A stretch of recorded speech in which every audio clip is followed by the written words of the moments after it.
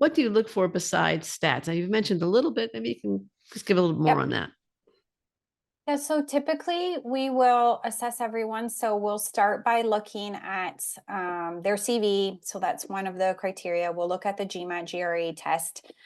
These are things that kind of all follow and complement each other. We look at previous academic backgrounds. So which school did you go to? What did you study? And again, we try to tie all of this back to the motivation. So there's a motivational paragraph where you get to explain what's next, why an MBA. So we're kind of trying to look holistically. As discussed, we looked at extracurriculars.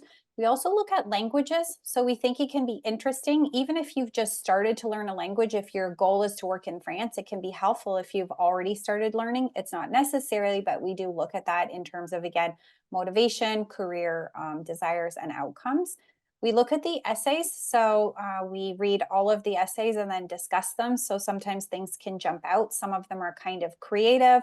So I would say in there, depending on the essay topic, we're looking for different things. The additional essay is something that not maybe only 10 to 20% of students use, but it's extremely interesting because it's where you can add anything that we might not have known about you. And it's often where we learn something extremely interesting. So I would say that's something to look at. Where we also evaluate, but it's at a later state, would be the interviews. So how did it go with your alumni interviewer? How did the alumni interviewer rate your presentation? Because you have to make a presentation, the communication skills, the motivation, etc. I think those are all of the main buckets if I'm thinking through them.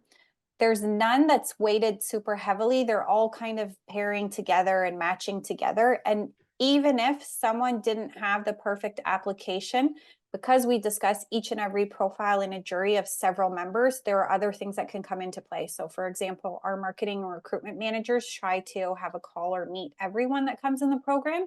So it can be very interesting because often they'll add complementary information that can boost almost if somebody forgot something and the marketing recruitment manager knows, they can also, talk about their conversation, talk about things like that. So I think that's also somewhere that can kind of add value.